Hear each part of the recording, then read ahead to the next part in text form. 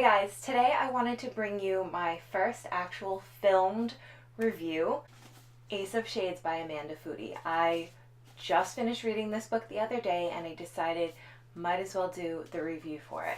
I personally felt that for me it was about a 4-star read. I really enjoyed it, but there were some things that I had problems with in the book, so it wasn't perfect. Ace of Shades is a highly enjoyable fantasy that I really loved the idea of more so than the execution. In Ace of Shades, we go to the city of sin called New Rains. It's essentially the most debauched version of, say, a Las Vegas type place that you could ever imagine, with, dens of vice and seduction, gambling halls, and mob bosses. Just the usual stuff.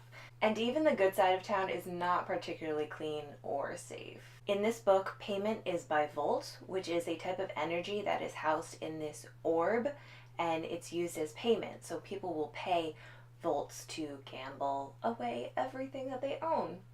Not such a great idea. So when we enter this story, we are first introduced to N, our main female protagonist. When we meet N, she is sort of your typical girl who has never been exposed to anything in her entire life and is freaked out by the entirety of the City of Sin. She's kind of prudish, and so despite the fact that she flips through her beloved City of Sin guidebook that tells her to avoid pretty much everywhere, she still manages to be shocked about everything.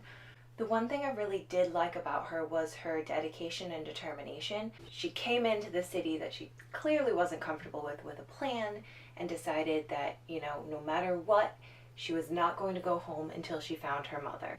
I felt that she experienced very little character development. I do wish that there was more and I got more depth from her, but that's my personal feeling. You might not feel the same way about it. I really didn't feel like she had that development until the end of the novel, when she really had to come to terms with everything that had happened over the course of the last 2 weeks. Levi, on the other hand, fills the role of that typical mysterious bad boy with that little redeeming quality that makes you think, oh, he might not be so bad. He had that hidden layer of depth. I never felt the authenticity in that, as he is one of the gang bosses. It was sort of a suspension of disbelief thing. I never saw the interactions that he had with his crew that would then make me feel, oh yeah, he is definitely a boss. I can feel where everyone else in the city was coming from, because I personally didn't believe it, but that being said, he was still my favorite character from this book. I really liked him. I loved how he brought diversity to the cast in a way that was just normal. There was no hubbub about the way he was, and that was really nice. The author's writing is very vivid, which I love, but I feel that the world building tended to be more telling rather than showing. I would love to have this vivid, lush world sort of populate itself in my mind as you're giving me these descriptions, and just letting it organically make its way in. And I felt like it was a big info dump at times. Yes, I got all of this really great information, but it was just sort of, you have to slog through it and not entirely understand it because it wasn't fully developed. The magic system was so intriguing and it had so much potential, but I also felt that it lacked the depth that it could have had.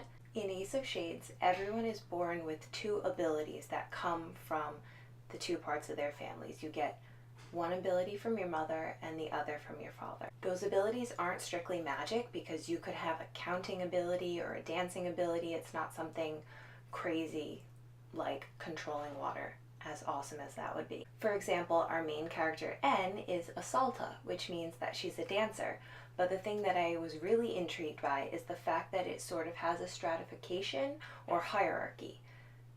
Yes, she's a salta, but saltas are a lower class of dancer than some of the other families. So no matter how hard she works, she's never going to get that same recognition that people who have a better name might have. I wanted to know so much more about the abilities of the people. I was so intrigued by, what possible abilities you could have in general, and then how they reacted to each other. Especially because one of our main characters, Levi, had two traits that were not harmonious together. He tended not to use one of them because it reacted so poorly to his other ability, and I would love to have seen that development and gotten to know this magic system a little bit better. Overall, though, I really enjoyed the story, and that lack of depth and the inability to really connect with our main female protagonist didn't affect my enjoyment at all. It was just why I chose to make this a 4-star instead of a 5-star read. I think had she given more time to that, to the character development, to make sure that people could connect to N, and then to the magic and world building, because that could have been so rich and so amazing, then I think this could have been a 4.5 or a 5-star read.